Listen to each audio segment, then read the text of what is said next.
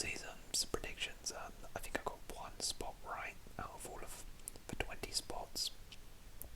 So yeah, not looking forward to this at all, but has to be done. Has to be done.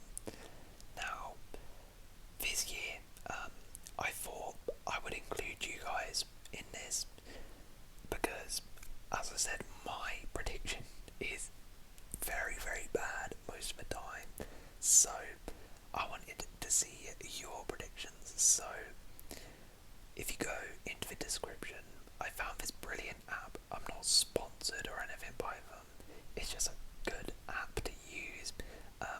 It's called League Predictor. Essentially, it's kind of like fantasy football, but for predictions. All you have to do is very simple.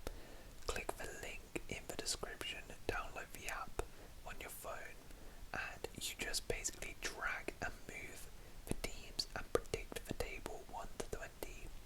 And you join my mini league. The code is in there. The code is 84F0D. And at the end of the season, it will show us who won the league, whose predictions were closest out of all of us. So I want as many of you guys to join that league as possible, so I get to see your predictions as well, instead of just writing them in the comments. That takes too long.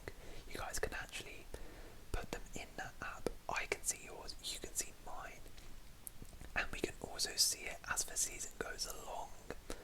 And then at the end of the season, whoever wins the league, I'll give them a prize as well. I'll probably do a gift card or something like that. So we get to see whose ball knowledge is really the best, who's the best out of predictions out of all of us. So make sure you join that Football League Predictor app. As I said, just join my league, put in your predictions for the Premier League, and that's all you need to do. So anyway, yeah, as you can see, we've got the Premier League predictions now. We're going to predict the table, and then at the end I'm also going to do a couple of awards as well. This is, of course, I will stress, as a recording, it is the 8th of August, which means the transfer window is not done as well, so that could potentially change my thoughts. Now I've split it up into, I think the table is pretty much split into these sections. You got a relegation, and then I think 11th to 17th, really, they could all just fluctuate in position. Then you have 10th to 8th, and then you have the top, 9, I would say, teams. So that's why I split it up, and I will say this year, oh god, it was probably the hardest predictions I think I've ever done. It was the toughest to predict in years, absolute years. I kept changing and changing. It took me days to finally decide on this, but here we are. Anyway, enough waffling, time to make myself look like a fool. So, sorry if I offend your club. Anyway, in 20th place, sorry League fans, I think you're going straight back down, bottom place. Great story, fantastic story, a national league to the Premier League, but I'm looking at their squad and it's just not really Premier League quality. They might prove me wrong, but I'm looking at it and they've made some interesting signings with the likes of Ryan Giles, Isaac Gabor, Nakamba on the permanent's great, but maybe Colton Morris could step up to the Prem, but I just don't think they have enough quality in my opinion to stay up. I think they could potentially pull off some upsets, and I don't think they'll just be walked over, but I do have them in 20th. In 19th, I have Sheffield United. Another promoted side who I think are going straight back down. To be honest, I was close and put them at bottom, but I think they'll get 19th, purely because they have more experience in the league than Luton. Obviously, Paul Heckingbottom has managed in the Prem before, and to be fair, a lot of the core of that side is still the same, and they do play kind of similar. They still have that overlap in centre backs to what they did in the Prem when they were last in there. But the main problem is goals. I just don't see where the goals are coming from. As of recording, they've not signed a striker. Well, they have actually. They signed Traore, but he's just some young kid. They can't really rely on him. McBurney is proven he's not really a Premier League level striker. And yeah, I just think they lack that quality with Ilman and Daigo, and that is huge. I'm looking at that squad, I'm like, in attack I don't really see where the quality is. Defensively they look pretty decent, to be honest. I think they had like the third best defence last season, so I think defensively they'll be okay this year, but it's just up front I don't see the goals coming in, so I think they're going back down. 18th place. Now this was extremely hard. This was actually the hardest position for me to pick. There was literally 11th to 18th. Any of those teams could have gone in there. Any of them could have. But I've gone for... I played it safe on these two picks, Luton and Sheffield, so I thought, you know what, let's go for a rogue one. There's always one team, like Leicester last season, where nobody really expects them to go down, and they go down. I'm going Crystal Palace. Yeah, it's a bold one, but I'm going Palace. Now, looking at the squad, I'm thinking logically, this is why I've come to this decision. Their top goal scorer last season was Wilfred Zaha. He's gone. So they've lost their top goal scorer. Michael Elise could potentially be on his way out. He was probably their most creative player. So that means their most creative player and their top goal scorer is gone from the team. Bearing in mind, they also struggled for goals anyway, in terms of they don't have a striker. They have Mateta and Eduardo. Between them, I think we'll probably get like 5 goals maximum. They're really bad. Zaha's gone, Mateta's flankers come in. He could potentially be amazing, but he's a youngster coming into Europe for the first time. Shouldn't really be expecting too much from him. So then, let's say Elise goes. The only other attacker in that team who I can say for sure, yeah, he will get you goals and assists, is Eze. But is Eze going to carry them the whole season? That's a bit too much for Nask. And I'm looking at the rest of the team, I'm seeing they've still got Nathaniel Klein playing right back. Like, I don't know. And with Roy Hodgson in charge, yeah, he did great last season keeping them up, but we can't forget what happened before that. When he was at Watford, he was rubbish. When he was at Palace, it was the back end of his first spell. You know, they were declining, so I don't know, maybe the wheels are going to fall off for Palace and they might eventually get relegated. It's a bit of a rogue one, but I'm going for it. 17th place, we have Wolves. 17th is Wolves. I'm just narrowly avoiding relegation. Yeah, I think Wolves, a lot of people have tipped them to go down. I do think they'll be fine. One, because I think Lopetegui is a great manager, but two, because I do think that Lopetegui might not even be their manager by the end of the season. I think if things do actually go bad at Wolves, then he will either walk or will get sacked, and they will bring in a good manager like they did last season, where they sacked Bruno Lage and brought in a top quality manager in Lopetegui. Wolves do have that ball. I think they will act fast if they are in bad situation, and they will get a good manager who will keep them up, in my opinion. In 16th place, I have Burnley. Now, a lot of people have Burnley quite high up. I don't think Burnley are going to do quite as well as people think, but I think they will be fine. I don't think they're getting relegated. Vincent Kompany is a great manager. They did fantastic in the Championship last season. It'll be interesting how they adapt.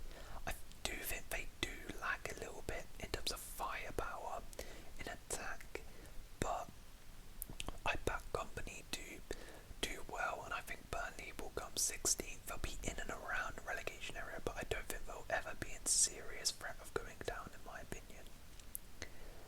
15th is Fulham. Yeah, I can see them having a big drop off. They were fantastic last season, but they were a bit lucky at points. They were very reliant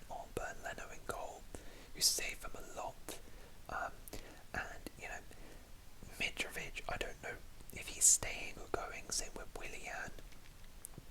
If he does go, then that's a huge loss. Raul Jimenez, I don't think is going to really fill that void, and neither is Carlos Vinicius. But overall, I do think Marco Silva staying is big. I think that spine of the team, though, is still solid. You know, Paulinho, I think, will stay. Bassi at the back now, solid. Harrison Reed, Andres Pereira, these guys are really, really solid. So I think they'll be perfectly fine. But I do think they'll be in and around the relegation area. 14th place, I have Nottingham Forest. Nottingham Forest, yeah, I think we saw at the back end of last season they were finally clicking into gear and doing really solid. I think for them, the main thing is they need to, one, keep up their home form, which I think they will do, but I think they also need to really, really improve that away form, which again, I think they will do. I think they will start to pick up points away from home. They became a really nasty team to play last season, in terms of like just counter-attacking teams and sitting back, and I think they'll just do that again this season. It will work and they'll avoid relegation. 13th place is Everton. For me, I think Sean Dyche is a good enough manager to keep them away from relegation. I think they will be in and around there, but I don't think they will get relegated this year. And I think Sean Dyche, for once, Everton will actually keep their manager for a year. I think Dyche is a good enough manager. You know, the squad is decent, but up front it does concern me a little bit if Calvert-Lewin gets injured, which will definitely happen. Who else is there? Dan Schumer, I think, will be fantastic for them, but, you know, it is a little concerning.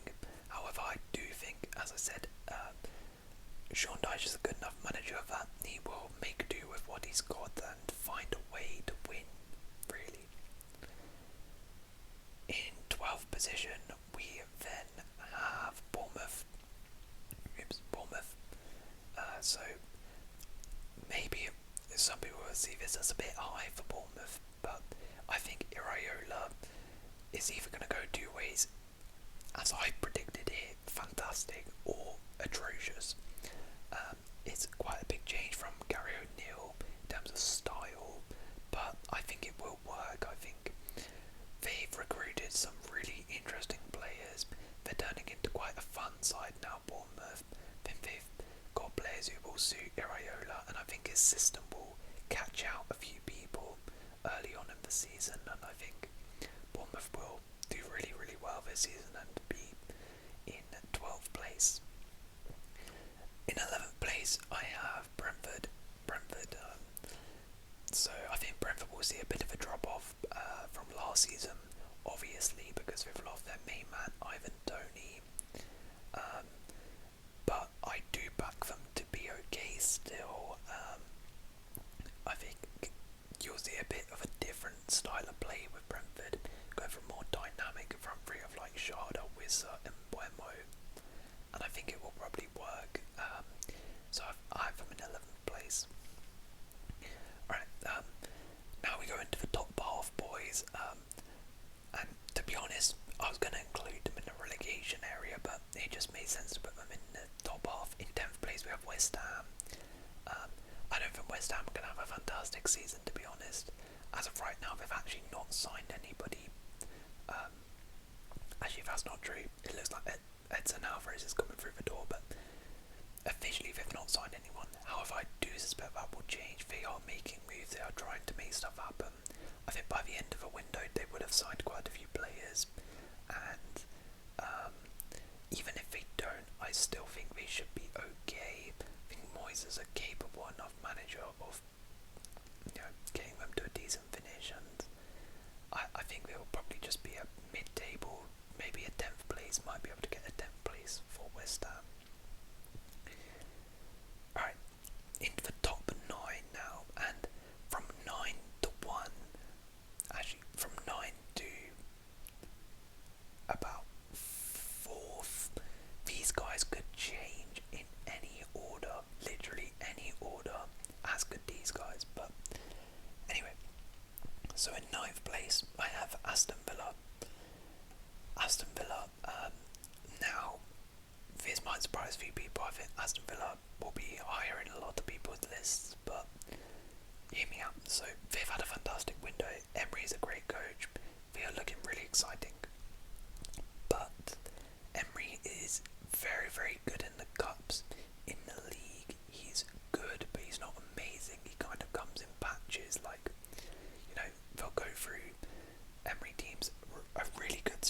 they'll have a pretty poor spell, and then they'll go for a good spell, and it's a bit inconsistent. And the thing is, I think Aston Villa will probably win the Conference League. I think they'll go very, very deep in that, and I think that will affect them in the league a little bit. They might take their eye off football, might not be able to cope with that Conference League as well. As said, I think they've made some really nice signings, but I just think that them in Europe, I think Emery's better in as a European coach, and I think in the league they might suffer a little bit, but 9th place is still a solid finish. In 8th place we have Spurs. Sorry, Spurs fans. I know I have quite a few of you watching, but yeah. To be fair, I think Spurs will be better than people think. I've seen a lot of people with disrespecting Spurs and Ange Postecoglou. I think Ange is going to do really well at Spurs, but I just think it will take some time. I think that they will start the season off quite badly and quite poorly, but then I think towards the back end of the season, I think they will be fantastic and growing into the season. But I think that will just probably be a bit too late for them to get a European spot, and their early season form will cost them. So I think I have them just outside the European spots in 8th place. But that is also me assuming Harry Kane goes. If Harry Kane stays for the whole season, then I do think they probably go into that top 7. Right, European spots now, and in 7th place I have Brighton. Now, again, this might surprise a few people. I think a few people probably have Brighton in about 9th, below Villa and Spurs, but for me, I think people are underestimating Brighton and De Zerbi. Brighton were incredible last season. They finished 5th. People forget that they finished 5th. They were fantastic. Wait, no, they finished 6th, didn't they? But anyway, they got a Europa League spot, which is crazy. I think they'll do pretty well in the Europa League. But I think De Zerbi, under a full season of De Zerbi, they didn't even have a full year under him. I think they're going to be fantastic. And I also think people underestimate their squad depth and their quality. They have had an incredible summer. Yes, they've lost McAllister, they probably lose Caicedo, but they've recruited really well. The likes of Joao Pedro, I think, will do fantastic. They've obviously also just brought in a load of other unknown guys who are bound to do fantastic, because that's just the Brighton way, isn't it? People like Mohamed Dahoud, Milner, I think, were a great experience. What's the guy's name? Igor at the back from Fiorentina, solid signing. And I think they have a lot of depth. Mohamed Kudus as well, looks like he's coming in, is a major signing. And I do think that they'll be able to cope fine with Europa League and the league, so I think they'll get a top 7 finish for me. Alright, top 6 now. Top 6. 6th place is Newcastle for me. Now, unlike Brighton, I do think they will struggle a little bit more in terms of dealing with Europe. They do have a fairly big squad, but it's not as big as you would like, to be honest. Like, the depth is not amazing, and I think what Newcastle will struggle with this season is in terms of how other teams play against them, because last year teams didn't really treat them like a big 6 side, whereas this year teams will now treat them as a big 6 side, so they will be parking the bus against them. So Newcastle will have to change their game. I think Sandro Tonali is a major signing and a fantastic one. Harvey Barnes, I really like that he's an upgrade on the wing, but as I said, I just don't think they'll be able to cope with being in Europe and in the league, and I think their league form will take a dip, but they will still get into the top 6. 5th place. This was very, very, very tough, but I have gone with Man United. I think they will just miss out on top 4. I should probably do 4th and 5th together, because it is Chelsea. It's 4th for me. The reason I've gone for Chelsea above United for top four is because Chelsea are only playing one game a week. That's one of the reasons. We're going to be fresh. United have Champions League to contend with, and we saw last season they really did fatigue towards the back end of the season because they just couldn't cope with all the games they were playing because their depth was just not there, and they haven't really improved their depth that much. Like, they've added to it a bit, but not really. And also, I'm a Chelsea fan, so I'm slightly biased here. I'm very optimistic about what I'm seeing from Chelsea. I think we will do great. I think Pochettino with the young boys, we might be inconsistent at points, but I think it'll be refreshing. They'll play with no fear. They don't have as much expectation on their shoulders as maybe a Man United do. And I think the fact that we're not in Europe, we've seen teams, like Newcastle last season, no Europe, they got into top four. Most teams, when they don't have European football, they do fantastic, and I think Chelsea will get into the top four because of that, ahead of Man United. But it's definitely very tight. Right, third place is Liverpool. Then Liverpool have a bit of a bounce back this season. I think they will definitely close that gap between the top and definitely get into the Champions League after Europa League last season. McAllister and Szoboszlai are major signings. That midfielders had a whole new revamp, and it needed it, and it's definitely been upgraded. As of right now, they haven't signed a six. They need to get Lavia through the door. Even, to be fair, I'm not entirely convinced even if he comes through the door, but I do think they will get someone there, and as long as they get someone who is good enough, I think they will be fine. I think they will get third place. I think their defence is a little bit worrying, but in attack they are looking fantastic. They've got so many options, and I think that attack will be enough to get them into the Champions League in third place. Alright, top two. Arsenal and Man City. Who do I have winning the league title this season? In second place, I have Man City. So I have... No, I'm joking. No. Man City are winning the league. Man City are winning the league for me. I'm just playing it safe, to be honest. I've bottled it.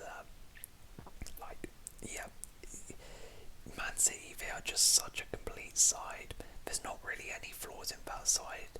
I guess you can maybe say they've lost like Gundogan, which is a big one, but Kovacic has come in. I think it will be a perfectly adequate replacement.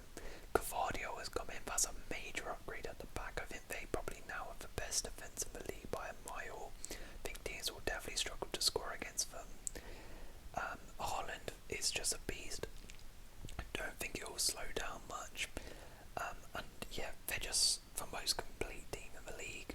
Arsenal, I think, have strengthened really well, and I think it will definitely be close. But I think also Arsenal might struggle with being in the Champions League and trying to balance that out this season. And I think what they also might struggle with is their best team. Like, they've got quite a few changes to that side, so I think early on Arteta might be experimenting and rotating a little bit to find out the best team and the best formation and where to play certain players and what roles, which might cost them. For example, he's like experimented with Rice and Partey. He's had like Rice and Havertz in midfield. He's had Havertz as a number 9. He's had Trossard here. So I think we might see a bit of experimenting, which might be to their detriment. Which is weird. They almost have too much players right now. They have too many good players, but I think he will be rotating quite a bit more for Man City, and it could potentially cost them. But I do think Arsenal will be fantastic this season and definitely push Man City, but I do have Man City winning the league. Right, awards. So, Golden Boot, obviously Erling Haaland, unless he gets a major injury, I don't see him not winning it. I don't think he'll get like 40 goals again. I think he'll probably get around 30, but That's still insane.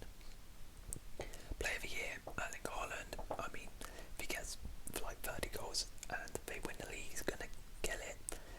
Young player of the year, I've gone for Evan Ferguson for Brighton. I mean, it'll probably be like Bukayo Saka or someone, right? But I just wanted a bit more of an interesting one. Evan Ferguson, I think, will have a bit more of a breakout season this year and be really, really good for Brighton and start to become their main striker. Breakout stars, the guy will come from out of nowhere. Pause.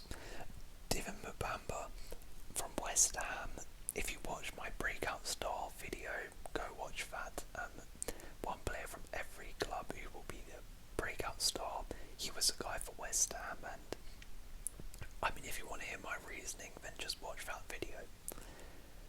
Most improved player for me will be Mikhailo Mudryk for Chelsea. He was clowned last season, but I think this year under Poch will have a big role to play, and we will see a much better player in Mudryk. Signing of the season, I've gone for a bit of a rogue one. I don't think many people will choose him. Alexis McAllister.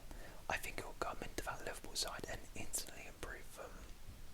I think his versatility, his ability to play as a 6, play as an 8, play as a 10 is so good, and I think it will add experience and will vastly improve that Liverpool team. Flop of the season, I've gone for Rasmus Højlund. Now, I actually don't think he's going to be bad. I just think that due to the price tag, people are going to expect a lot as for him as the starting striker for United. I think he'll probably get like 6 to 10 goals, which is a decent return for his age, but I think everyone will view that as a major flop because of his price tag. And the first manager to get sacked for me is David Moyes for West Ham. I think, there was rumours in the summer that he could leave. There is rumours he could leave now still, to be honest, but I think that they might have a bit of a poor start, and I could really see them.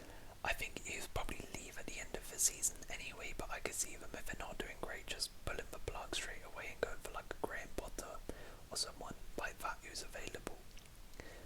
But there we go. That is my Premier League predictions. Like I said, join the League Predictor. Join my mini league so I can see your predictions and put your predictions in there. I look forward to seeing those. But if you have enjoyed, please do leave a like, go and subscribe.